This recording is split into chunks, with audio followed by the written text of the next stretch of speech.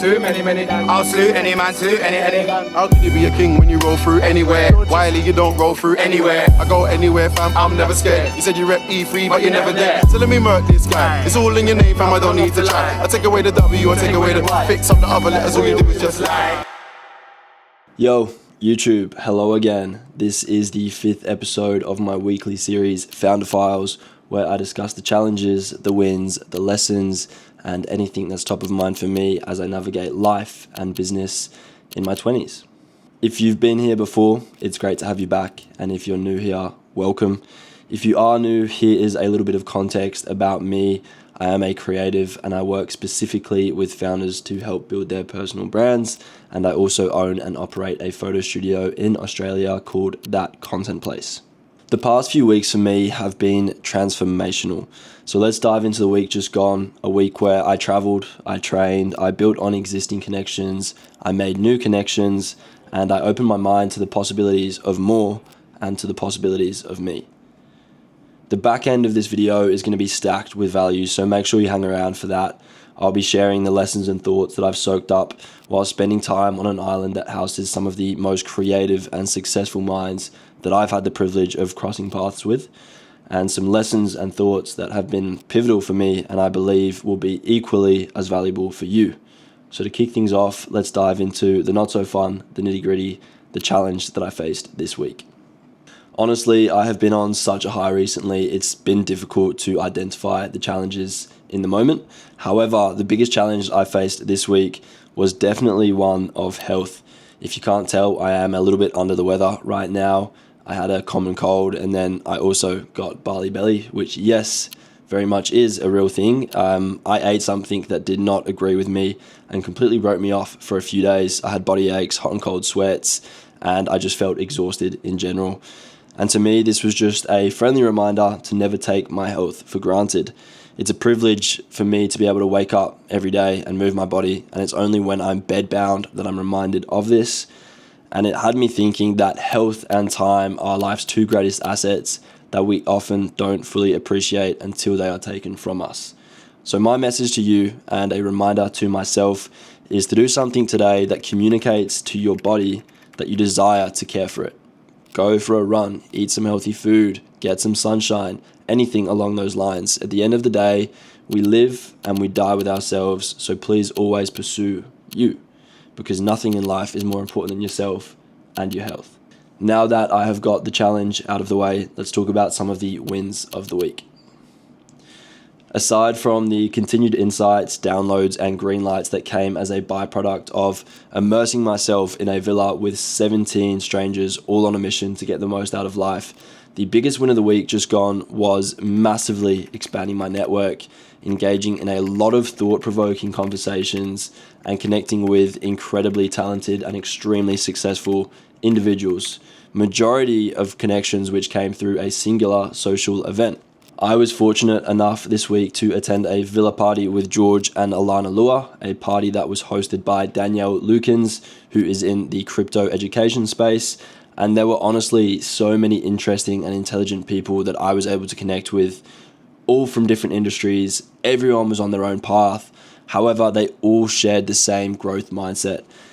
And one of my biggest takeaways from this was when intentions are clear, so is the way. Everyone I spoke to was so intentional in the work that they were pursuing. It had purpose to them, and above all, they had a relentless drive to take action always. Speaking to George and Alana after the event, I genuinely felt like I had taken a limitless drug. The three of us went for dinner, and one of the conversations we had was around structuring offers for founders who are building personal brands, which, as I mentioned, is one of my main focuses for this year. And without a doubt, the conversations I had with George and Alana and everyone else on that night was easily the biggest win of my week. My mind expanded to so many new possibilities and opportunities that night. So if you take anything away from this segment, take these two things. Be the person who is open to receiving and close the gap between intention and action. Intention without action is just wishful thinking. Another notable win for this week was actually launching an entire marketing campaign for the studio whilst being overseas out of the country. I was able to orchestrate a physical installation inside the studio and market it to all of my clientele, all whilst being in a foreign country. I decided to do a gym installation this month. We partnered up with Flex Fitness Equipment for the month of February, and the idea behind this is to encourage anyone in the fitness industry to come in, book the studio, and get some content for their personal brands, for their fitness brands, for their activewear brands, whatever it is. And honestly, the feedback so far has been great. The next step for me is to leverage and maximize the outcome of this partnership, which you'll see how I do throughout the next few videos. Lastly, a small but nonetheless notable win of the week was riding a moped for the first time. Whichever way, I'm not going to die. Something that I've actually never done before. I'd always been scared of doing it because of how chaotic and busy the roads in Bali seem. However, I faced the fear head on. I saddled up, I jumped on the moped, and the outcome was seeing the island that I love through a completely new lens, and the feeling of euphoria every time I sat on the bike, put my headphones in, and got to cruise around the island. So those are my wins of the week. Now let's talk about some of the many lessons that I learned in the week just gone.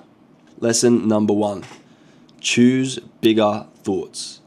Your mind sets the limit on what you achieve. Big thinking forces growth because your actions expand to match the goal. Thinking big will challenge you to see possibilities where others see obstacles. Lesson number 2, create inner space so you can openly receive. A full cup cannot hold more water, a cluttered mind cannot grasp new insights, a closed heart cannot open deeper connections. Just as we must exhale before we inhale, we must create space to receive. So let go of what no longer serves you, reduce the noise, the tension, and the attachments, and in that space, clarity, abundance, and transformation can finally enter. And lesson number 3 has a little bit of a story behind it, and that is think different. Rules should be questioned and normalities should be tested. This week, I met an Australian guy at Bamboo Fitness in Uluwatu after a group training session. His name is Alex, and he's been living in Bali for a little over 2 years, I believe.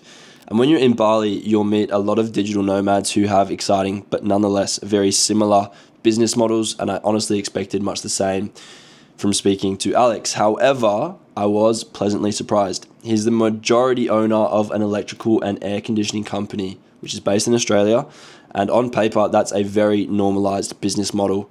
However, he chose the unconventional path of running his company completely remotely. For some context, Alex's company isn't a huge publicly listed company with an in-depth management hierarchy and hundreds of employees.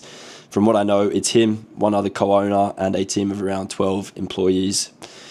So what interested me about this was the fact that most companies, especially in the building industry, would opt to follow a black and white, by the book business model that society's written, because that's how it's always been done, and ultimately business owners end up chained to their business, suffocating, slaving away to eventually free themselves of the endless responsibilities that come with business ownership.